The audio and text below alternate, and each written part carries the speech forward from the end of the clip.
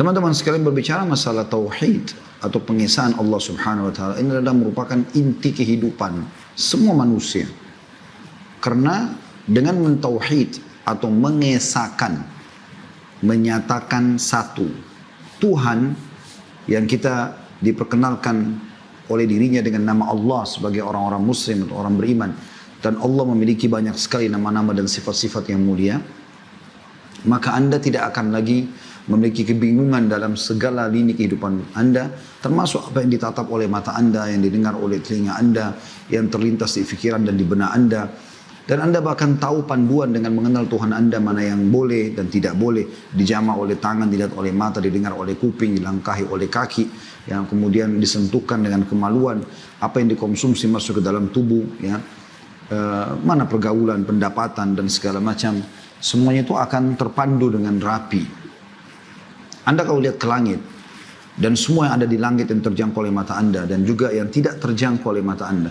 Yang terjangkau seperti misalnya bintang-bintang gemerlapan di malam hari, adanya awan, terbitnya matahari, Anda bisa lihat matahari tersebut dan juga merasakan terik panasnya atau terik panas sinarnya. Kemudian juga yang Anda tidak bisa, burung yang berterbangan, turunnya hujan, pergantian siang malam. Yang Anda tidak bisa lihat, mungkin banyak sekali Anda belum bisa lihat tentunya, dan para ilmuwan pun mengatakan masih banyak benda-benda di langit yang kita tidak tahu gitu kan. Sebagai orang beriman kita tahu langit-langit itu dihuni oleh para malaikat. Semua itu dan semua ada di bumi pun, ya, yang Anda bisa jangkau dengan mata Anda, dari manusia dengan beragam macam bahasa, jenis kelamin, warna kulit, postur tubuh, paras wajah, bentuk mata, bentuk bibir, bentuk hidung, susunan gigi dan segala macam hal yang luar biasa gitu. Ya. Ada keajaiban yang nyata depan mata. Dan Allah mengatakan dalam Al-Quran, "Wa fi anfusikum afala tubsirun." Dalam diri kalian pun ada keajaiban atau tanda-tanda kebesaran sang pencipta Allah. Kemudian juga sekitar kita hewan-hewan, dari semut yang kecil sampai gajah yang besar. Kemudian juga tumbuh-tumbuhan dari rumput, ya, sampai ke pohon beringin. Kemudian segala macam jenis buah-buahan, anggur yang tertata rapi di tangkainya, pisang yang tersisir rapi dengan sisirannya juga di tangkainya. Kemudian jeruk dengan warna seperti itu, orange, di dalamnya rasanya seperti itu, ya. Kemudian apel warnanya seperti itu, cita rasanya di dalam seperti itu, dan masing-masing punya ciri khas. Bahkan di zaman kita sekarang sudah bisa dicangkok, ya, beberapa jenis buah-buahan di satu batang pohon, sehingga di tangkai ini keluar jeruk, di tangkai ini keluar apel dan seterusnya. Semua itu dan juga di dalam kedalaman lautan dari segala jenis ikan, hewan-hewan laut, ya, suhu yang ada di sana, gelapnya dan segala macam hal. Kemudian tidak bertemunya antara air asin sama air tawar, dan tidak bisa terjangkau oleh mata kita. Mungkin masih ada jenis-jenis hewan yang kita tidak tahu, yang Allah SWT ciptakan. Semua itu kata kuncinya la ilaha illallah, la ma'buda bihaqqin illallah. Tidak ada Tuhan, pencipta, pemilik, penguasa, pengatur, yang menghidupkan, yang mematikan, semuanya kecuali Allah. Sehingga Anda dengan mentauhidkan Allah, yang kita sedang bahas keutamaan tauhid, Anda akan selalu merasa tentram. Karena Anda tahu ternyata ada pencipta Anda, ada pemilik yang sebenarnya, dan dialah yang telah mengatur semua itu. Tugas Anda hanya tinggal menjalankan surah Az-Zariyat, ya, di mana Allah Subhanahu wa taala mengatakan tujuan hidup kita, a'udzubillahi minasyaitonir rajim, seingat saya ayat 56, "Wa ma khalaqtul jinna wal insa illa liya'budun." Aku tidak menciptakan jin dan manusia kecuali untuk menyembah, patuh, tunduk kepadaku. Itu tugas kita. Jadi kita lahir semuanya sudah ada. Dan jangan sampai kita menjadi seperti orang-orang kafir yang memungkiri tentang keberadaan sang pencipta Allah Subhanahu wa taala, dan mereka coba membuat-buat Tuhan-Tuhan palsu dari patung, dari pohon, dari syaitan atau jin, ya, dan segala macam hal yang sudah dibantah oleh setiap Rasul utusan Allah Subhanahu wa taala, dan juga kitab-kitab yang diturunkan oleh Allah Subhanahu wa taala. Untuk lebih mengetahui tentang masalah tauhid dan keagungannya ini, tentu saya melihat setelah menelusuri dan membahas sekian kali masalah tauhid, saya menemukan tidak ada, ya, panduan yang paling lengkap, yang paling mudah difahami, ya, dan juga yang paling tepat dan benar, ya, kecuali Al-Quran. Tentu sunnah Nabi SAW juga melengkapi masalah itu. Al-Quran memang turun untuk Allah Subhanahu wa taala memperkenalkan dirinya, ya, dalam Al-Quran itu. Dari 114 surah, hampir semuanya terdiri dari ayat-ayat yang Allah perkenalkan dirinya, menyuruh kita berfikir dan segala macam. Tapi kesempatan ini saya coba memilih surah Ar-Ra'd atau surah tentang buruh, ya. Surah nomor 13, surah tentang Ar-Ra'd, ya. Dan Anda bisa buka, ada terdiri dari 43 ayat. Saya akan bacakan dan kita coba tadabburi ayat demi ayat insyaAllah. Semoga Allah mudahkan kita menyelesaikan 43 ayat ini. Yang pertama, A'udzubillahi minasyaitonirrajim. Bismillahirrahmanirrahim. Alif Lam Mim Ra. Ini adalah huruf-huruf awal Al-Quran. Saya baca lamnya panjang dan mimnya panjang karena di atasnya Anda kalau lihat di aplikasi Al-Quran handphone Anda ada seperti ombak, itu dibaca, ya, panjang sekitar 6 harakah, ya, atau 6, ya, ketukan, atau mungkin Anda hitung jari Anda, kurang lebih begitu. Ini huruf-huruf awal, Allah Subhanahu wa taala lebih tahu maknanya, ya. Lalu Allah mengatakan tilka ayatul kitab walladzi unzila ilaika mir rabbika walladzi unzila ilaika mir rabbikal haqq walakin aktsaran nasi la yu'minun. Ini adalah ayat-ayat Al-Qur'an. Kita juga sekarang sedang membaca ayat Al-Quran. Allah bilang, ini adalah ayat-ayat Al-Quran. Dan kitab yang diturunkan kepadamu, hai Muhammad, dari Tuhanmu adalah benar. Inilah panduan yang benar. Akan tetapi kebanyakan manusia tidak beriman kepadanya. Banyak manusia tidak mau baca, tidak mau tahu, menganggap ini bualan. Ya, bermula dari orang-orang Quraisy di Mekah, mereka menganggap Nabi SAW pendusta, penyihir, dan segala macam hal. Ini permainan syaitan untuk menyesatkan manusia. Padahal kasus Umar bin Khattab radhiyallahu anhu yang juga termasuk pembenci Al-Quran dari awal Nabi SAW sebarkan itu, setelah dia tenangkan dirinya, dia baca Al-Quran itu, maka surah Thaha menjadi penyebab dia masuk ke dalam agama Islam. Ya. Kemudian Allah mengatakan di ayat 2-nya, Allah perkenalkan dirinya. Allahul ladzi rafa'as samawati bighairi 'amadin tarawunaha, thumma istawa 'alal 'arsy wa sakhkhara asy-syamsa wal qamar, kullun yajri li ajalin musamma, yudabbirul amra yufassilul ayati la'allakum biliqa'i rabbikum tuqinun. Allah lah. Allah kenalkan dirinya, siapa Allah itu yang kita panggil sebagai Tuhan? Yang meninggikan langit tanpa tiang sebagaimana kamu bisa lihat. Ini fakta yang paling besar yang bisa kita lihat. Di siang hari seperti sekarang, di sore hari, ya, matahari lagi terang benderang, Anda bisa keluar dari depan rumah Anda lihat ke langit itu. Apakah begitu saja ada, tanpa ada yang meletakkannya, luasnya, dan yang unik sekali kata Allah, tanpa tiang kalian bisa melihatnya. Ya. Di sini kata sebagian ulama, tantangan dari Allah Subhanahu wa taala. Karena manusia umumnya kalau membangun bangunan, apalagi kalau sudah bangunan besar, harus ada tiang penyangga. Kalau enggak akan rubuh. Tapi Allah dengan kemahabesarannya menggambarkan kalau dia mampu mengerjakan apa yang dia inginkan. Kalau langit yang kamu lihat itu, coba tanyakan kepada siapapun manusia. Adakah yang di antara mereka mengatakan saya yang buat langit itu? Tanyakan semua manusia. Semua ilmuwan. Maka pasti mereka mengatakan tidak. Kalau kita tanya, lalu siapakah penciptanya? Maka mereka kalau yang tidak beriman kepada Allah mengatakan pasti ada yang menciptakannya. Tapi Anda sebagai orang Muslim, Anda sudah dipandu. Yang menciptakan itu adalah Allah. Allah sebutkan namanya di sini. Allahul ladzi. Allah lah yang telah meninggikan langit tanpa tiang. Sebagaimana kau lihat. Kemudian dia bersemayam di atas arsy. Di singgasananya di atas langit sana. Dan menundukkan matahari juga bulan. Bukankah Anda lihat matahari tunduk dan bulan? Maksudnya tunduk di sini adalah matahari terbit selalu di pagi hari, terbenam di sore hari, tidak pernah berubah. Gitu kan? Tidak pernah tiba-tiba matahari muncul di tengah malam, nggak mungkin. Dan juga bulan di malam hari terlihat.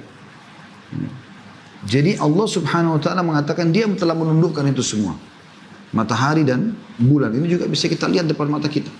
Kalau kita tanya manusia siapapun, yang paling hebat pun, yang paling kaya pun, apakah kau yang menciptakan matahari?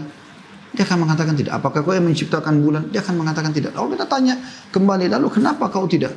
Lalu menurut kau siapa yang menciptakan? Pasti dia akan mengatakan walaupun ateis, ada pasti Tuhan yang menciptakan. Dia tidak bisa pungkiri masalah itu. Pasti ada penciptanya, gak mungkin tiba-tiba ada. Lalu kata Allah, masing-masing beredar hingga waktu yang ditentukan. Allah mengingatkan, nanti semua itu akan berubah. Semua itu akan berjalan dan akan ada masanya dihentikan oleh Allah. Allah mengatur urusan makhluknya. Ya, kata ulama tafsir, mengatur urusan makhluk di sini adalah maksudnya adalah mengatur segala sesuatu yang merupakan kebutuhannya sehingga mereka bisa hidup dan juga mengatur kematiannya. Di dalam salah satu ayat Al-Quran juga Allah mengatakan, tidakkah mereka melihat bumi, kami jadikan mereka yang hidup dan yang sudah mati bersama-sama ada di atasnya. Kalau orang mati kita kuburkan dan kita lihat kuburannya. Allah mengatakan tanda-tanda kebesarannya juga. Allah mengatur segala urusan makhluknya. Bukan cuma manusia, hewan-hewan, tumbuh-tumbuhan, jin dan seterusnya. Menjelaskan tanda-tanda kebesarannya supaya manusia sadar. Supaya kamu meyakini pertemuan dengan Tuhanmu. Supaya kau tahu, ini semua akan berakhir dan akan ada pertemuan dengan Allah Subhanahu wa Ta'ala. Akan ada pertanggungjawaban dari amal-amal yang kita kerjakan. Jadi kita teman-teman ada di muka bumi bukan begitu saja. Ada tujuan. Anda bukan cuma sekedar mengejar beli baju baru, pilih makanan enak, bukan cuma itu. Ada tujuan Anda hidup di sini. Anda harus mematuhi Sang Pencipta yang telah mengadakan Anda di muka bumi ini. Ayat 3-nya Allah lebih luas lagi menjelaskan juga. Tadi di langit Allah dirikan tanpa tiang. Sekarang Allah bilang, wa huwal ladzi maddal ardha wa ja'ala fiha rawasiya wa anhara wa min kulli thamarati ja'ala fiha zawjayn ithnain yughshi al-laila an-nahar inna fi dhalika laayatin liqaumin yatafakkarun. Dan dialah Allah Tuhan pencipta yang membentangkan bumi. Membuat bumi sekarang di sekitar kita ini kita lihat terbentang, ada yang cocok tanami, ada yang dibangun, ada yang diambil hasilnya gitu kan. Dan menjadikan gunung-gunung dan sungai-sungai padanya. Bumi, Allah yang buat gunung-gunung tertata rapi berapa jumlahnya, tinggi pendeknya, kadar-kadar yang ada dalamnya, ada tanah, ada pasir, ada api yang berapi dan seterusnya. Ya. Juga sungai-sungai ada di antaranya. Sehingga air-air hujan kalau turun mengalir seperti ada penampungan air itu sendiri. Anda bisa bayangkan kalau di muka bumi ini tidak ada sungai, maka akan meluaplah air-air hujan itu. Dan menjadikan padanya di bumi itu semua jenis buah-buahan yang berpasang-pasangan. Manis sama asam, besar sama kecil ya. Allah menutupkan malam kepada siang. Yang juga menggantikan malam dan siang, sebentar ini akan terbenam matahari. Jangan Anda cuma sekedar lihat, oh terbenam matahari sudah maghrib selesai, udah malam. Nah, siapa yang mengubah itu? Tiba-tiba berubah dari terang menjadi gelap, begitu saja tanpa sebab. Lampu kira-kira nyala, kalau tidak ada yang pasang listriknya, tidak ada yang nyalakan cat, tidak ada yang pencet misalnya, ya tombolnya, tak mungkin kan gitu. Secara umum semua. Maka Allah mengatakan itu. Sungguhnya pada demikian itu semua, pergantian siang malam, buah-buahan yang beragam macam bentuknya, rasanya dan warnanya gitu kan. Kemudian gunung-gunung ya yang terhampar di atas bumi, besar kecilnya, ada tumbuh-tumbuhannya, ada yang berapi segala macam dan sungai-sungai yang mengalir dalamnya. Terdapat tanda-tanda kebesaran Allah bagi kaum yang mau memikirkan. Enggak mungkin tanpa ada pencipta. Di ayat 4-nya Allah kenalkan lagi dirinya. وفي الأرض قطع متجاورات وجنات من أعناب وزرع ونخيل صنوان وغير صنوان يسقى بماء واحد ونفضل بعضها على بعض في الأكل إن في ذلك لآيات لقوم يعقلون. Dan di bumi ini terdapat bagian-bagian yang berdamping-dampingan. Misal sungai sama perairan sama daratan, sungai laut sama daratan gitu kan. Gunung-gunung sama tanah datar gitu kan, lembah. Dan kebun-kebun anggur, tanaman-tanaman dan pohon kurma yang bercabang dan tidak bercabang. Di sini kata ulama, Allah Subhanahu wa Ta'ala sebenarnya sudah cukup memasukkan anggur ke tanam-tanaman, begitu juga dengan kurma. Tetapi Allah khususkan berarti menandakan jenis-jenis yang Allah sebutkan namanya ini betul-betul memang punya kekhususan, punya keutamaan tersendiri. Anggur, buah yang Allah berikan kepada kita di dunia halal dan di akhirat pun di surga termasuk ada pohon-pohon anggur ya. Itu juga dengan kurma. Ya, maka buah-buahan seperti ini kalau Anda konsumsi sangat baik tentunya untuk kebutuhan nutrisi kita, ya. Karena itu Allah sebutkan secara khusus. Ya. Kemudian dikatakan memang ada keajaiban, ya, keajaiban yang luar biasa. Di anggur itu di tangkai-tangkainya tertancap dengan rapi, berkumpul, terkumpul sekian banyak gumpalan sehingga menjadi seperti bongkahan gitu kan. Ya, itu luar biasa. Ya. Lalu dikatakan disirami dengan air yang sama, tetapi tidak sama hasilnya. Kami melebihkan sebagian tanaman-tanaman itu atas sebagian yang lain tentang rasanya. Jadi misalnya kita tanam 10 pohon jeruk di tanah yang sama dengan menggunakan bibit yang sama, dengan menggunakan air yang sama. Allah dengan kemahabesarannya akan membuat tidak semua pohon itu akan sama kualitasnya. Makanya walaupun perusahaan-perusahaan besar yang memiliki perkebunan yang sudah ditata dengan rapi tidak akan pernah sama. Dari sisi ukuran akan ada beda. Makanya ada sortiran-sortiran. Ini mungkin kelas A, ini kelas B, ya gitu. Begitu juga dengan rasanya. Ada saja di antara rasa-rasa yang berbeda, tidak semanis yang lainnya gitu. Sesungguhnya kata Allah pada demikian itu terdapat tanda-tanda kebesaran Allah bagi kaum yang mau berfikir. Nah, Allah suruh melihat di sekitar kita buah-buahan yang kita makan gitu kan. Lihat itu. Jadi sebelum makan anggur, perhatikan baik-baik teman-teman sekalian. Jangan yang kita pikirkan hanya, oh ini anggur rasanya enak, warnanya hitam selesai. Enggak. Siapa yang buat warna hitam itu? Siapa yang buat cita rasanya? Siapa yang membuat bentuknya? Ya, sampai kadang-kadang kita buat imitasi anggur saja, itu dianggap sebuah prestasi, gitu kan? Selanjutnya ayat 5-nya Allah mengatakan wa in ta'jab fa'ajabun qawluhum a'idha kunna turaban inna lafi khalqin jadid ulaika alladhina kafaru bi rabbihim wa ulaika al-aghlalu fi a'naqihim wa ulaika ashabun narihum fiha khalidun. Dan jika ada sesuatu yang kamu herankan, ya, maksudnya heran, kenapa Muhammad SAW mendakwakan untuk mentauhidkan Allah, maka yang patut mengherankan adalah ucapan mereka. Justru mereka yang aneh, yang ragu dengan Allah itu. Apabila kami telah menjadi tanah, apakah kami sungguhnya akan dikembalikan menjadi makhluk yang baru? Orang-orang itulah yang kafir kepada Tuhannya. Dan orang-orang itulah yang dilekatkan belenggu di lehernya pada hari kiamat. Mereka itulah penghuni neraka dan mereka kekal di dalamnya. Jadi pernah ada satu tokoh Quraisy, dia menumbuk sampai hancur tulang unta yang sudah lama mati. Kemudian dia bawa ke depan Nabi SAW lalu dia mengatakan, Allah ceritakan dalam surah Yasin, ya, may yuhyil idhama wa hiya ramim. Siapa yang menghidupkan? Man yuhyil idham, tulang, wa hiya ramim, yang sudah hancur seperti ini. Lalu Nabi Muhammad SAW diperintahkan oleh Allah Subhanahu wa taala untuk menjawab, qul yuhyiha alladhi ansha'aha awwala maratin huwa bikulli khalqin alim. Katakan hai Muhammad, yang akan mengembalikan dia utuh kembali dari tulang utuh dan macam itu adalah yang telah menciptakannya pertama kali, itu Allah. Dan dia maha mengetahui ciptaan-ciptaannya, ya. Kemudian ayat 6-nya وَيَسْتَعْجِلُونَكَ بِالسَّيِّئَةِ قَبْلَ الْحَسَنَةِ وَقَدْ خَلَتْ مِنْ قَبْلِهِمُ الْمَثُولَاتِ وَإِنَّ رَبَّكَ لَذُو مَغْفِرَةٍ لِلنَّاسِ عَلَى ظُلْمِهِمْ وَإِنَّ رَبَّكَ لَشَدِيدُ الْعِقَابِ. Mereka meminta kepadamu supaya disegerakan datangnya siksaan. Jadi orang-orang kafir ini karena jenuh selalu disampaikan oleh Nabi SAW, jangan sembah berhala ini. Kalian tahu ini Ka'bah rumahnya Allah. Kenapa harus menyekutukan Allah?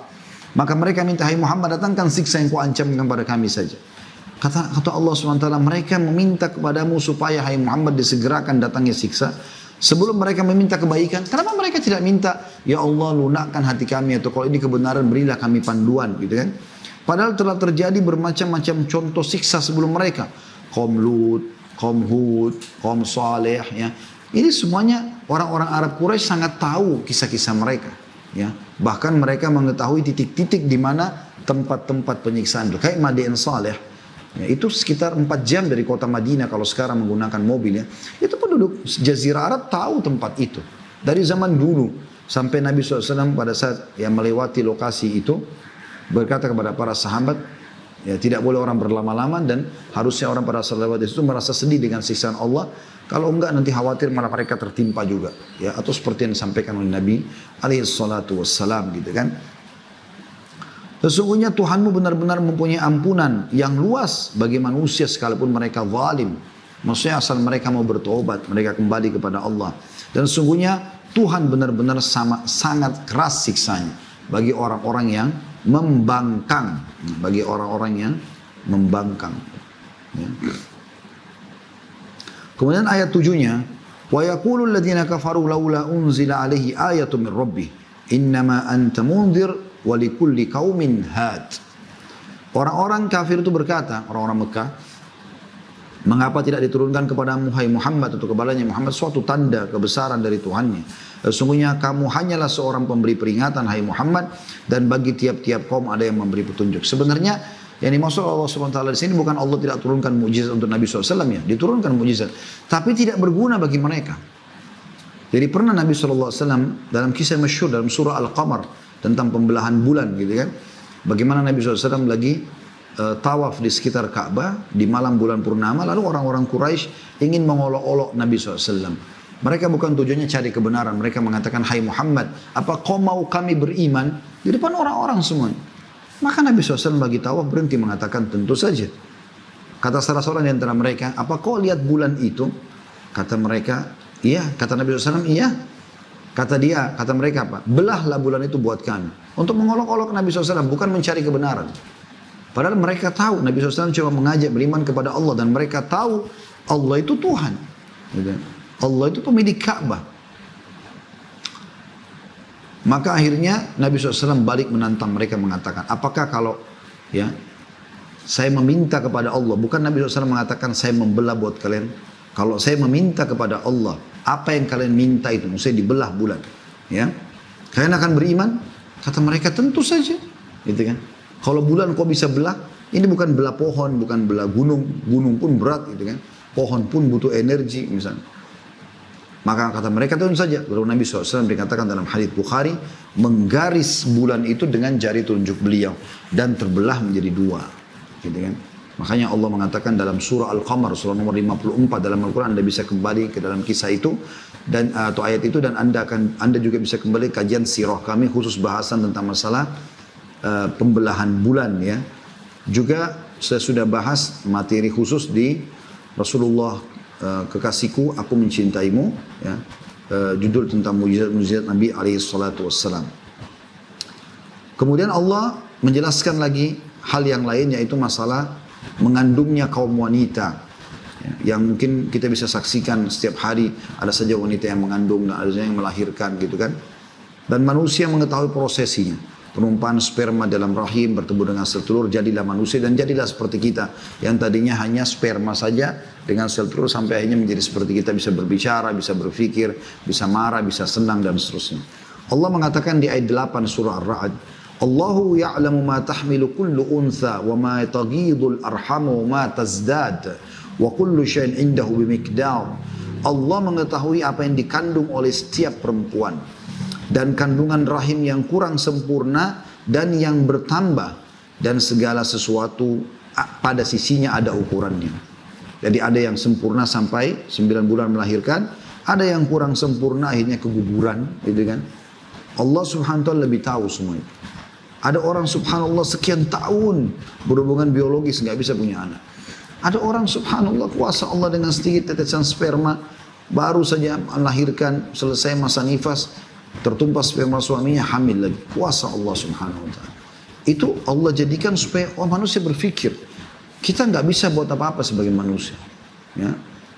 Saya pernah membahasakan pada istri saya cuma memiliki sperma dan kau memiliki sel telur serta ada rahim di perut untuk menampung bayi itu. Anak ini bukan punya kita. Anak ini miliknya Allah Subhanahu wa taala. Allah sedang titipkan kepada kita. Kalau kita bisa memberikan haknya sesuai dengan yang Allah inginkan, kita akan dapat pahala. Allah yang mengatur semuanya. Kita bahkan tidak bisa mengatur bentuk alis anak kita. Ya. Misal pada saat hamil, kita bisa masukkan ke komputer, lalu kemudian kita coba alisnya nggak usah yang begini, kita mau bentuk begini, matanya kita mau besarin, misalnya bola matanya warnanya ini, hidungnya mau dimancungkan, nggak bisa sama sekali. Keluar ya sudah, kita tiba-tiba tahu ini status kita sebagai ibu atau sebagai ayahnya gitu. Lalu kemudian ayat 9-nya Allah mengatakan alimul ghaibi wasyahadatil kabirul muta'al. Allah lah yang mengetahui segala yang gaib, gaib yang tidak nampak dengan mata manusia, dan segala yang nampak, yang maha besar lagi maha tinggi. Allah sangat besar dan juga Allah sangat tinggi karena di atas langit sana. Ayat 10-nya, sawa'um minkum man asarral qawla wa man jahara bihi wa man huwa mustakhfin bil laili wa saribun bin nahar. Sama saja bagi Allah siapa di antaramu yang merahasiakan ucapannya dan siapa yang berterus terang dengan ucapannya itu. Allah tahu semua. Dan siapa yang bersembunyi di malam hari dan yang berjalan untuk menampakkan diri di siang hari. Jadi tidak ada yang tersembunyi bagi Allah. Kalau kita kan manusia, dengan orang sembunyi ke luar negeri, sembunyi di satu ruangan rahasia, mungkin manusia lain tidak tahu. Tapi bagi Allah sama. Kau sembunyi di bawah tanah, mau sembunyi di satu bangunan yang kokoh, mau sembunyi di mana ruangan rahasia, ya, atau nampak, semuanya ketahuan. Perkataan kau ucapkan atau kau tidak ucapkan, kau bohong pada manusia atau kau jujur, itu semua diketahui oleh Allah Subhanahu Wa Taala. Ini dasar akidah seorang Muslim. Sehingga yang dia takuti, yang dia tunduki hanya Allah Subhanahu Wa Taala. Ya. Lalu ayat 11-nya, lahu mu'aqibatun min baini yadayhi wa min khalfihi yahfaduna min amrillah. Inna Allah la yughayyiru ma biqaumin hatta yughayyiru ma bi anfusihim wa idza arada Allahu biqaumin su'an fala maraddalah wa ma lahum min dunihi min wal. Bagi manusia ada malaikat-malaikat yang selalu mengikutinya bergiliran. Ini tidak nampak dengan kita. Tapi Allah berikan kita malaikat di kiri kanan, ya, yang terus mengawasi kita. Di muka dan di belakangnya, mereka menjaganya atas perintah Allah. Ya. Sesungguhnya Allah tidak merubah keadaan satu kaum sehingga mereka merubah keadaan yang ada pada diri mereka sendiri. Jadi kita tahu rukun iman kita sebagai orang Muslim ada 6, ya. Ada 6 rukun.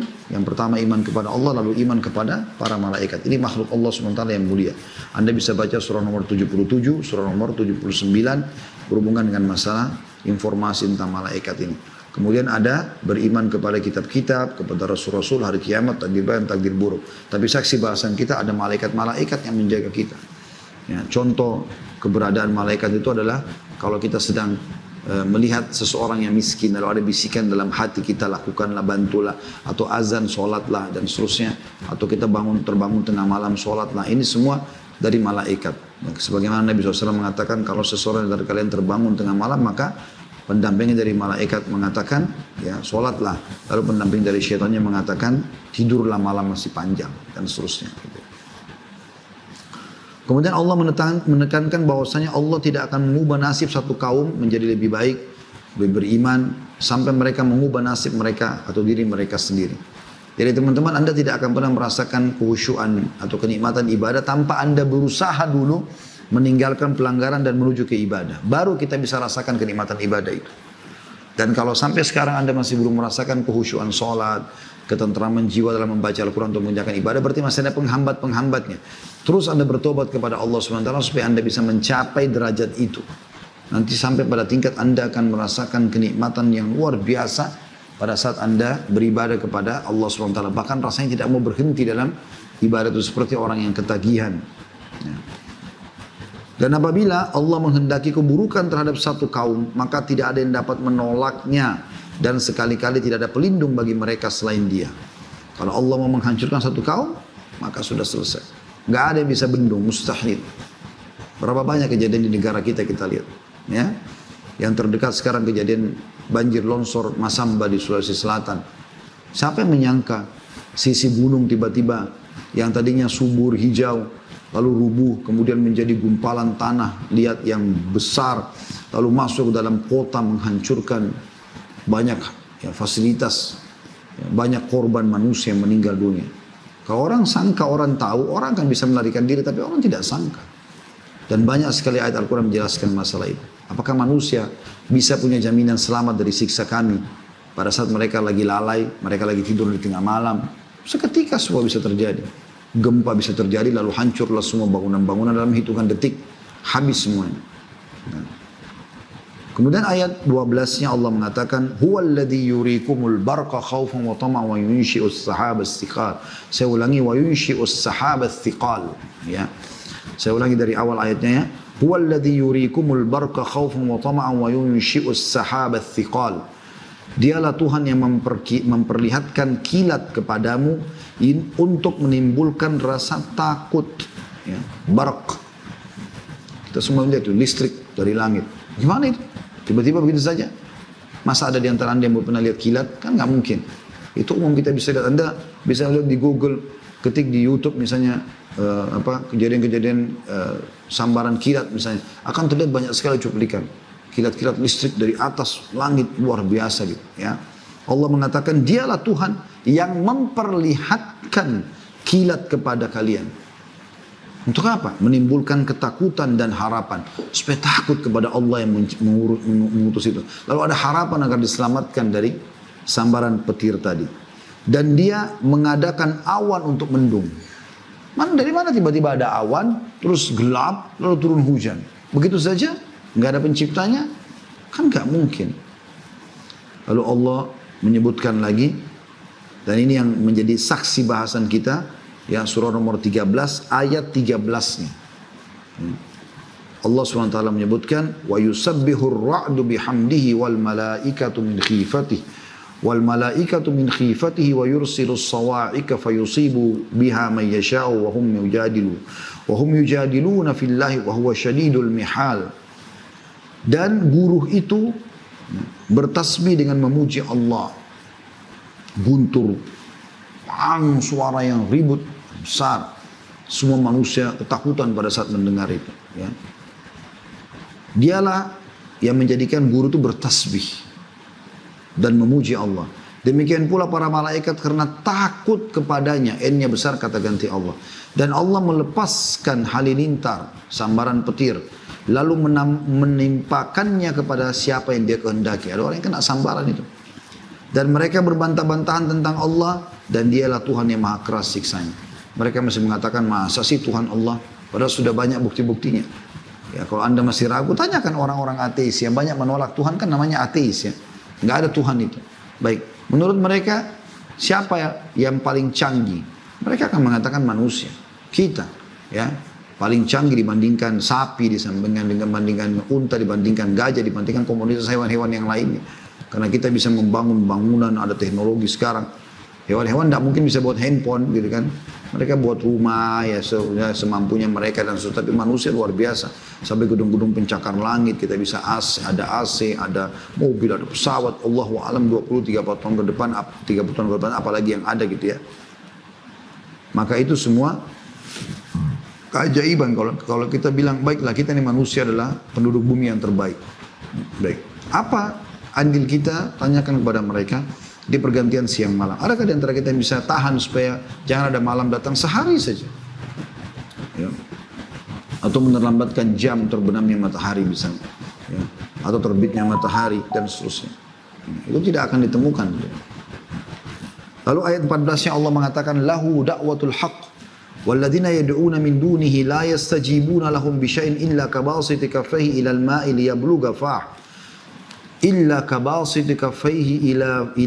لِيَبْلُغَ فَاهُ وَمَا هُوَ بِبَالِغِهِ وَمَا دُعَاءُ الْكَافِرِينَ إِلَّا فِي ضَلَالٍ. Hanya bagi Allah lah hak mengabulkan doa yang benar. Jadi percuma kau minta-minta kemanapun tidak ada gunanya. Ke batu, ke tembok, ke syaitan, omong kosong semuanya. Kata Allah hanya bagi Allah lah hak mengabulkan doa yang benar. Dan berhala-berhala yang mereka sembah selain Allah itu tidak dapat memperkenankan sesuatu pun bagi mereka. Melainkan seperti orang yang membukakan kedua telapak tangannya ke dalam air supaya sampai air ke mulutnya. Padahal air itu tidak dapat sampai ke mulutnya. Dan doa orang-orang kafir itu hanyalah sia-sia belaka. Jadi kalau kita cakup tangan kita, telapak tangan ini seperti mungkin masih bisa ada air. Tapi kalau kita bentangkan tangan kita, lalu kita berharap ada air yang bisa masuk ke mulut, tidak akan terjadi. Seperti itu Allah SWT gambarkan tentang permintaan orang-orang kafir. Tidak akan diterima. Apalagi kalau kepada sesembahan-sesembahan selain Allah Subhanahu Wa Taala. Ayat 15-nya, walillahi yasjudu man fis samawati wal ardi taw'an wa qarhan wa dhilaluhum bil ghudwi wal asal. Hanya kepada Allah lah sujud dan patuh segala apa yang ada di langit dan di bumi, baik dengan kemauan sendiri ataupun terpaksa. Dan sujud pula bayang-bayangnya di waktu pagi dan waktu petang hari. Jadi mau nggak mau mereka sujud kepada Allah Subhanahu Wa Taala. Dalam arti kata hewan-hewan, tumbuh-tumbuhan semuanya sujud kepada Allah Subhanahu Wa Taala. Allah punya cara. Ya, Allah sudah memberikan kepada mereka cara untuk sujud kepadanya. Ya, kecuali sebagian orang kecil dari manusia dan jin yang membangkang. Dan nanti pada hari kiamat, pada saat disuruh sujud, makhluk-makhluk mereka sujud, kecuali orang-orang ini yang tadi yang di dunia tidak mau sujud. Ya. Karena mereka dulu di dunia disuruh sujud, mereka tidak mau sebagaimana Allah jelaskan dalam ayat yang lainnya. Kemudian ayat 16-nya, Kul mar rabbus samawati wal ardi, kulillah. Katakan hai Muhammad, siapa Tuhan dan pencipta langit dan bumi? Tanya kepada mereka. Maka mereka akan mengatakan Allah. Ujung-ujungnya pasti ada Tuhan. Cuma kita diberitahukan nama Tuhan itu adalah Allah. Qul afattakhadtum min dunihi awliya'a la yamlikuna li anfusihim naf'an wa la darra. Kalau gitu katakan pada mereka, apakah kalian mencari sekutu-sekutu selain Dia sebagai tempat bergantung, ya? Yang mereka sendiri tidak bisa memberikan manfaat dan mudarat untuk diri mereka sendiri.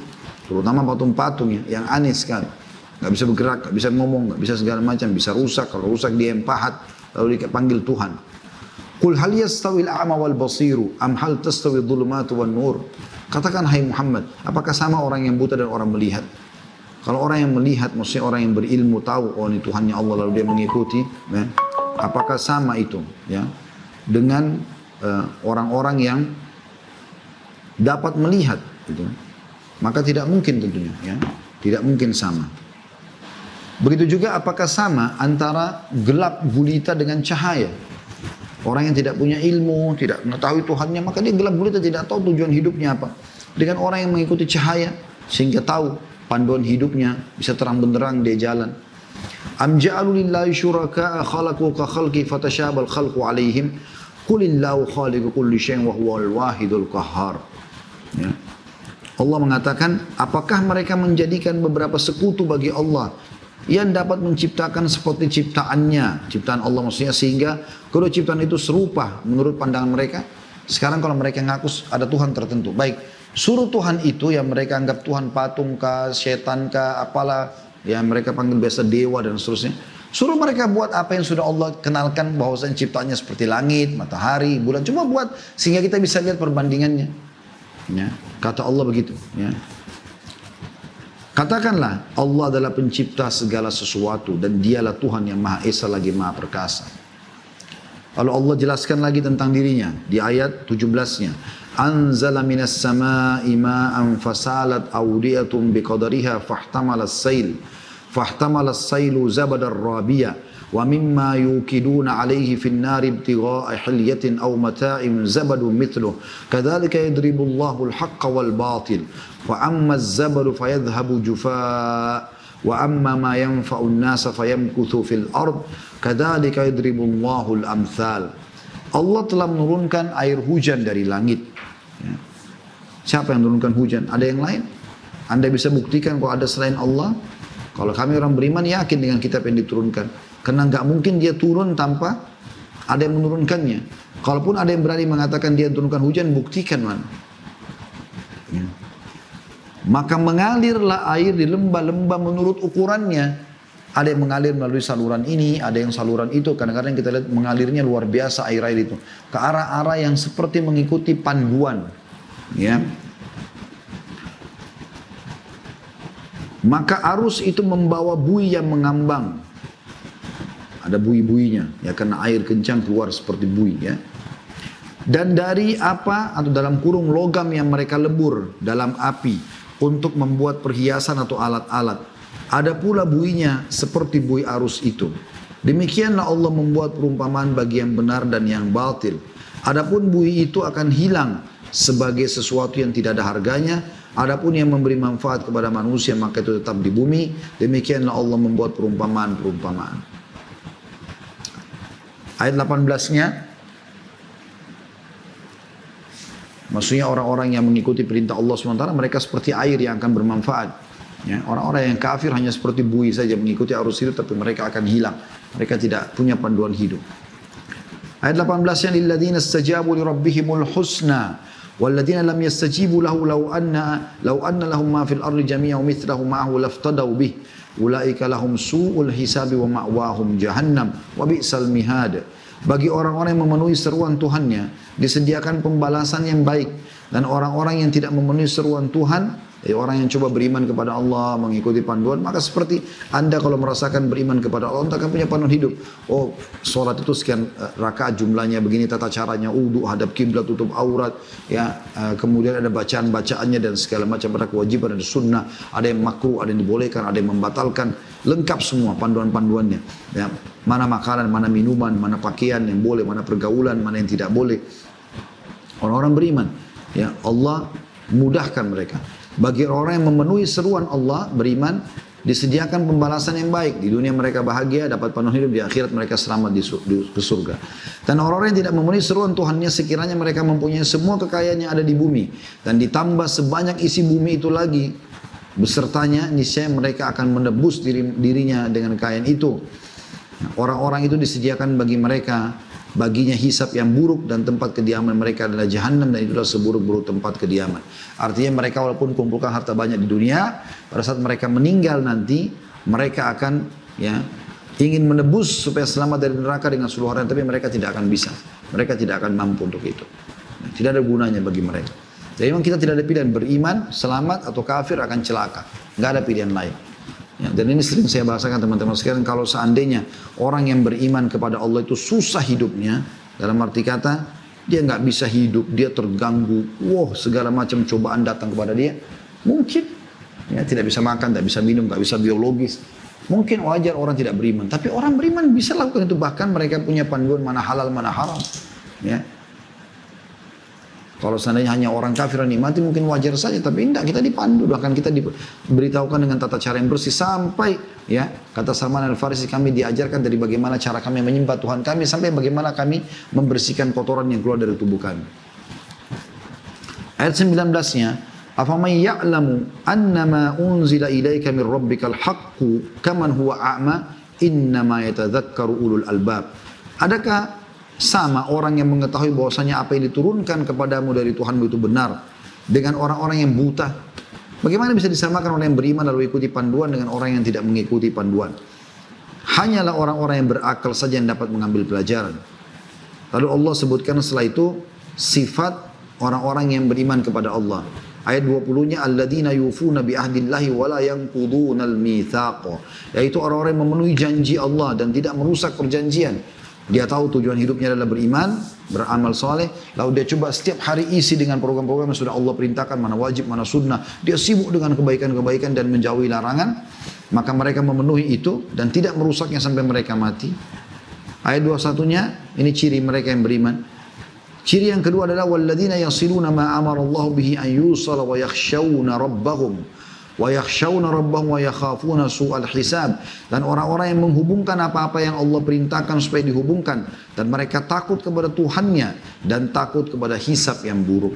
Ya, jadi mereka akhirnya karena beriman kepada Allah tahu mana ancamannya, mana janjinya, maka dia takut dengan ancaman Allah Subhanahu wa taala. Ciri yang ketiga, ayat 22-nya, walladzina sabaru ibtigha والذين صبروا ابتغاء وجه ربهم وأقاموا الصلاة وأنفقوا مما رزقناهم سرا وعلانية ويدرؤون بالحسنة السيئة أولئك لهم عقبى الدار. Dan orang-orang yang sabar karena mencari keridhaan Tuhannya, mendirikan sholat, lalu menafkahkan sebagian rezeki yang kami berikan kepada mereka secara sembunyi-sembunyi atau terang-terangan, serta menolak kejahatan dengan kebaikan, orang-orang itulah yang mendapatkan atau mendapat tempat kesudahan yang baik. Jadi ciri yang selanjutnya kita sudah tahu tentunya, sabar dalam mengerjakan ketaatan kepada Allah, sabar dalam meninggalkan maksiat, sabar juga dalam cobaan harian. Lalu mereka sibuk mencari keridhaan Tuhannya, selalu mengejar keutamaan-keutamaan ibadah yang sudah Allah janjikan. Mereka sibuk sholat, menafkahkan hartanya, baik dalam keadaan sembunyi ataupun terang-terangan. Dan mereka menolak penawaran-penawaran kejahatan dengan kebaikan. Daripada bohong lebih baik jujur, daripada zina lebih baik nikah, dan seterusnya, gitu kan. Maka mereka akan mendapatkan kesudahan yang baik. Apa kesudahan yang baik itu? Ayat 23 Allah katakan, Jannatu adni yadkhulunaha wa man salaha min abaihim wa azwajihim wa dhurriyyatihim wal malaikatu yadkhuluna alaihim min kulli bab. Yaitu surga Aden yang mereka masuk ke dalamnya bersama-sama dengan orang-orang yang soleh dari bapak-bapaknya, istri-istrinya, dan anak cucunya. Sedang malaikat-malaikat masuk ke tempat-tempat mereka dari semua pintu di surga, Ayat 24-nya, para malaikat mengatakan, salamun alaikum bima sabartum, fani'ma uqbaddar. Sambil mengucapkan keselamatan buat kalian atas kesabaran kalian, maka alangkah baiknya tempat kesudahan itu. Di dunia sudah makannya halal, minumnya halal, pakaiannya halal, hidupnya selalu baik, dermawan, santun, sopan, senyum, bantu orang, jenguk orang sakit, bakti sama orang tua, menyambung silaturahim, baik semuanya. Rezekinya juga diberikan, dia bisa biologis halal dengan menikah, punya keturunan juga halal jelas, dia bisa mengejar perserta baik, dan di akhirat pada saat mati masuk surga yang berlipat-lipat ganda lebih indah daripada dunia ini. Sampai kata Ibnu Taimiyah rahimahullah, sesungguhnya di dunia ini ada surga yang kalau orang tidak rasakan, dia tidak akan rasakan surga di akhirat. Maksudnya kenikmatan keimanan itu akan mendatangkan kenikmatan juga, ya. Sekarang kita bisa punya rumah, bisa punya mobil, bisa punya kekayaan, bisa punya prestasi dunia, bisa menikmati semua, bisa makan minum biologis tapi yang halal. Maka kita akan rasakan dulu surga dunia, ya, ketenangan jiwa, kita punya penuh, dan juga di akhirat pada saat meninggal kita akan merasakan, ya, berlipat-lipat lebih besar lagi kenikmatan tersebut. Ayat 25-nya sifat yang lain juga, walladzina yanquduna ahdallahi min ba'di mitsaqi wa ini lawannya, ya, maksudnya orang-orang yang melanggar. Walladzina yanquduna ahdallahi min ba'di mitsaqi wa yaqta'una ma amarallah wa yaqta'una ma amarallah bihi ayyusala wa yufsiduna fil ardi ulaika lahumul la'natu wa lahum su'ud dar. Orang-orang yang merusak janji Allah setelah diikrarkan dengan teguh dan memutuskan apa-apa yang telah Allah perintahkan supaya dihubungkan. Maksudnya mereka, ya, setelah coba mengetahui kebenaran lalu mereka tolak, atau mereka telah beriman mereka murtad, gitu kan, dan mereka memutus hubungan kekerabatan dengan yang sudah Allah perintahkan, silaturahim dengan kedua orang tua, dengan kakak, saudara, saudari, ponakan, paman, dan seterusnya. Allah suruh berhubungan baik dengan mereka, ya, punya hak kekerabatan. Dan mengadakan kerusakan di muka bumi, ganggu orang, buat perzinahan, buat kerusakan. Orang-orang itulah yang memperoleh kutukan, dan bagi mereka tempat kediaman yang buruk atau jahannam. Lalu ayat 26-nya Allah memperkenalkan dirinya lagi dari sisi yang lain, yaitu Allah yang memberikan rezeki kepada kita semuanya. Dalam firman-Nya, Allah yabsutur rizqa liman yasha'u wa yaqdir wa farihu bil hayatid dunya wa mal hayatud dunya fil akhirati illa mata'. Allah meluaskan rezeki dan menyempitkannya bagi siapa yang Dia kehendaki. Mereka bergembira dengan kehidupan di dunia, padahal kehidupan dunia itu dibanding dengan kehidupan akhirat hanyalah kesenangan yang sedikit, ya. Artinya Allah memastikan yang memberikan kau makan, minum, bisa bernafas, fasilitas seluruh tubuh ini dan sekitarmu adalah Allah. Dan Allah meluaskan kepada siapapun yang Dia inginkan, maka hanya minta kepadanya. Lalu dikatakan, tapi sayangnya orang-orang kafir itu bergembira dengan kehidupan dunia dan mereka tidak kejar akhirat, tidak mau beriman. Dicukupkan dengan ini, ya, hidupnya cuman itu aja turun-temurun, dari karaoke, dari nyanyi-nyanyi, dari minuman-minuman keras, dari pergaulan bebas, gitu terus turun-temurun begitu. Mereka mati, akhirnya dunianya juga, ya, sudah dilewatkan dan akhiratnya masuk ke dalam neraka. Dan di sini dikatakan padahal kehidupan akhirat jauh lebih baik, dan ini banyak sekali tentu bahasan berhubungan dengan masalah ini. Di antaranya hadis Nabi SAW yang mengatakan sesungguhnya perumpamaan dunia kalian dibandingkan akhirat hanya seperti jari telunjuk yang kalian celupkan di lautan lalu kalian angkat. Lihatlah tertinggal berapa banyak atau berapa banyak air tersebut. Itu air yang ada di jari-jari kita sisa sedikit sekali, itu dunia dibandingkan akhirat yang begitu luas lautan tadi. Ayat 27-nya, wa yaqulu alladziina kafaru laula unzila alaihi ayatun min rabbi qul innallaha yudillu man yasha' wa yahdi ilaihi man anab. Orang-orang kafir berkata, mengapa tidak diturunkan kepada Muhammad tanda atau mujizat dari Tuhannya? Katakanlah sungguhnya Allah menyesatkan siapa yang Dia kehendaki dan menunjuki orang yang bertobat kepadanya. Artinya ada mujizat, tapi mereka memang tidak mau anggap mujizat. Al-Quran turun, mereka bisa baca, bulan dibelah pada saat itu, ya. Pohon pernah berbicara di Mekah pada saat Nabi SAW mengalahkan pegulat Jazirah Arab namanya Rukana yang mengatakan saya tidak akan beriman hai Muhammad sampai pohon ini berbicara. Lalu pohon itu syahadat di hadapan orang-orang Quraisy, dan sekian banyak kejadian yang luar biasa, termasuk terakhir pembebasan kota Mekah sendiri dari kekufuran dengan kekuatan militer, ya, di tahun 8 Hijriah. Kemudian ayat 28-nya alladzina amanu wa tatma'innu qulubuhum bi dzikrillah ala bi dzikrillah tatma'innul qulub, yaitu orang-orang yang beriman, ya. Orang-orang yang Allah berikan petunjuk adalah orang-orang yang beriman dan hati mereka menjadi tentram dengan mengingat Allah. Ingatlah, hanya dengan mengingat Allah lah hati itu akan menjadi tentram. Artinya orang-orang beriman itu kalau mereka sudah membuka hatinya dan mereka mau menerima syariat Allah SWT, Allah akan buat mereka tentram. Mereka nyaman dengan sholat, mereka nyaman dengan majelis ilmu, mereka nyaman dengan zikir, mereka nyaman dengan doa. Ayat 29-nya alladzina amanu wa amilus solihati tuba lahum husna ma'ab. Orang-orang yang beriman dan beramal saleh maka bagi mereka kebahagiaan di dunia dan juga di akhirat dan tempat kembali yang baik. Ayat 30-nya kadzalika arsalnaka fi ummatin qad khalat min qabliha umamun litatlu alaihim alladhi awhayna ilayka wa hum yakfuruna birrahman qul huwa rabbi la ilaha illa huwa alaihi tawakkaltu wa ilaihi matab.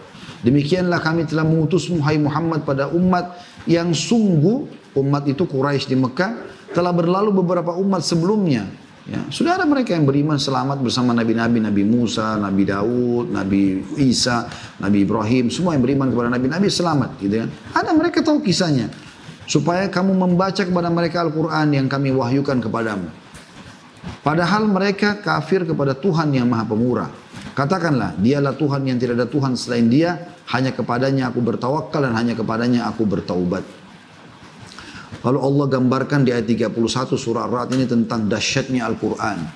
Allah mengatakan, dan ini dikatakan ayat yang paling luar biasa, bagaimana Allah menggambarkan tentang keajaiban dan mukjizat Al-Quran.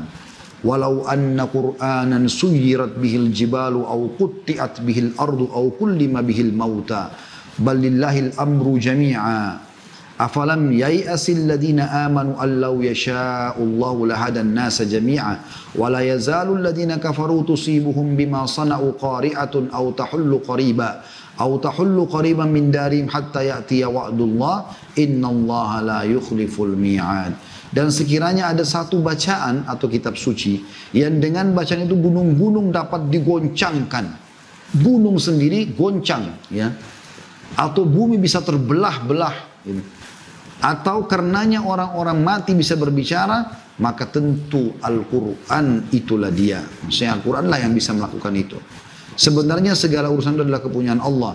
Maka tidaklah orang-orang yang beriman itu mengetahui bahwa seandainya Allah menghendaki semua manusia bisa beriman, tentu Allah memberi petunjuk kepada manusia semuanya. Dan orang-orang yang kafir senantiasa ditimpa bencana disebabkan perbuatan mereka sendiri atau bencana itu terjadi dekat ke tempat kediaman mereka sehingga datanglah janji Allah, sungguhnya Allah tidak menyalahi janji mereka. Ya. Jadi Allah SWT mengatakan, hai orang-orang beriman, bersyukurlah kalian karena aku berikan petunjuk. Karena Allah menyesatkan siapa yang diinginkan, Allah berikan petunjuk siapa yang diinginkan. Tapi ini dengan keadilannya Allah. Ini perlu digarisbawahi ya. Allah itu maha adil. Jadi Allah menyesatkan siapa yang memang Allah sudah tahu tidak akan mau mendapatkan petunjuk. Seperti kasus Fir'aun, Namrud. Allah tahu ini, orang-orang tidak akan beriman. Maka Allah binasakan dalam kekafirannya. Gitu kan? Jadi dengan kemahadilannya. Karena dasarnya Allah menginginkan keselamatan bagi hambanya. Terbukti kepada Fir'aun dan Namrud diutus utusannya secara khusus. Pada Namrud Ibrahim AS dan pada Fir'aun Musa AS. Dan sekian tahun mendakwai mereka, tapi mereka menolak. Ayat 32-nya, walaqad istuhzi'a birusulin min qablika fa amlaytu lil ladzina kafaru thumma akhadtuhum fa kaifa kana iqab. Dan sungguhnya telah diperolok-olok beberapa rasul sebelum kau hai Muhammad. Jadi bukan cuma kau hai Muhammad yang ditolak ini, dikatakan penyihir, dikatakan pendusta, penyamun dan segala macam. Tapi sudah diolok-olok rasul sebelum kamu. Ada Musa, ada Isa, ada Ibrahim, ada Nuh, ada Saleh dan seterusnya. Maka aku kata Allah beri tangguh kepada orang-orang kafir itu. Kemudian aku binasakan mereka. Alangkah hebatnya siksaanku itu. Ya. Jadi maksudnya aku berikan tangguh mereka supaya mereka coba berpikir. Ternyata mereka tidak mau. Maka aku binasakan. Pada saat mereka mati, dibinasakan. Anda sudah pernah dengar kisah bagaimana Abu Lahab mati? Ya. Karena dia tidak ikut di perang Badar dan seluruh teman-teman yang lain mati terbunuh di perang Badar. Terbunuh Abu Jahal, terbunuh Umayyah bin Khalaf, terbunuh Syaibah, terbunuh Walid. Tokoh-tokoh Mekah semua mati. Abu Lahab tidak pergi. Abu Lahab bayar seseorang, Abu Lahab sepakat dengan seseorang yang punya utang sama dia. Ya, untuk menggantikan dia ke Badar, lalu utangnya dianggap lunas. Maka setelah itu terjadilah ribut antara dia dengan seorang budak ya. Abbas, paman Nabi SAW. Abu Lahab adalah paman Nabi juga. Adiknya Abu Lahab namanya Abbas. Itu punya budak yang kebetulan muslim dan dia sembunyikan Islamnya. Waktu mereka sedang bicarakan di majelisnya Abu Lahab ya, dengan teman-temannya di Mekah. Oh, waktu di perang itu ternyata kami menyaksikan ada orang-orang yang menggunakan baju putih dan mereka banyak sekali jumlahnya ya, dan mereka sangat kuat, tidak bisa kami kalahkan. Maka tiba-tiba budaknya Abbas mengatakan, Itu adalah para malaikat. Abu Lahab langsung marah dengan budaknya Abbas, ya, budaknya adiknya dia gitu kan. Diambil panah, ya, kemudian dipukul kepalanya budak tersebut, dipukul-pukulin sambil kesakitan. Ummu Fadl, istri Abbas, datang lalu marah dan mengatakan lepaskan dia. Dia tidak salah apa-apa orang ini. Karena tidak mau maka diambillah, ya, pukulan panahan yang lain lalu dipukul kepalanya Abu Lahab. Subhanallah, satu kali pukulan saja sudah membuat kepala Abu Lahab terbelah, ya, luka, mengeluarkan darah dan dia sakit. Dan subhanallah dengan luka itu hanya dia mati. Badannya membusuk, ya, dinukil dalam semua kisah berhubungan dengan masalah ini dalam sirah. Dan saking busuknya dan mengeluarkan bau dan luka yang bernanah, dikhawatirkan bisa menular. Anak-anaknya pun tidak ada yang mengurus jenazahnya, dilemparin batu lalu dibiarkan di dalam rumahnya, ditinggalkan oleh anak-anaknya. Begitulah kesudahan mereka. Dan bagaimana kesudahan Abu Bakar, kesudahan Umar, kesudahan Mus'ab, ya, sahabat-sahabat Nabi yang mulia yang luar biasa, dinukil kisah-kisah mereka. Mereka mati dalam keadaan mulia, Allah harumkan. Abu Bakar sama Umar hanya tokoh-tokoh Mekah yang tidak dikenal di seluruh dunia. Bisa menjadi khalifah muslimin, dikenal, ya, menjadi raja dunia di masa beliau. Nah, karena beriman Allah muliakan. Ayat 33-nya, afaman huwa qa'imun ala kulli nafsin bima kasabat wa ja'alu lillahi syuraka'a kul sammuhum am tunabbi'una bima la ya'lamu fil ardi am bi zahirin minal qaul bal zuyina lil ladzina kafaru makruhum wa suddu 'anis sabil wa man yudlilillahu fama lahu min had. Maka apakah Tuhan yang menjaga setiap diri terhadap apa yang diperbuatnya sama dengan yang tidak demikian sifatnya? Mereka menjadikan beberapa sekutu bagi Allah. Katakanlah, sebutkanlah sifat-sifat mereka sekutu itu. Patung, pohon, apalah, gelang, jimat. Atau apakah kamu hendak memberitahukan kepada Allah apa yang tidak diketahuinya di bumi?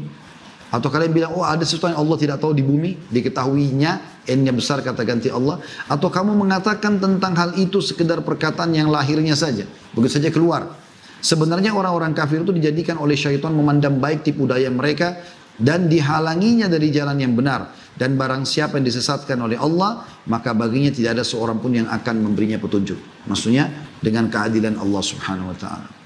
Ayat 34-nya, lahum adzabun fil hayatid dunya wala adzabul akhirati asyaq wa ma lahum minallahi min waqa. Bagi mereka orang-orang kafir di dunia, ya, dalam kehidupan dunia, sesungguhnya, ya, ada azab. Bagi mereka azab dalam kehidupan dunia, mereka sakit kronis karena ini, karena itu, segala macam cobaan mereka. Dan sungguhnya azab akhirat adalah lebih keras, ya, dan tidak ada bagi mereka seorang pelindung pun dari azab Allah itu.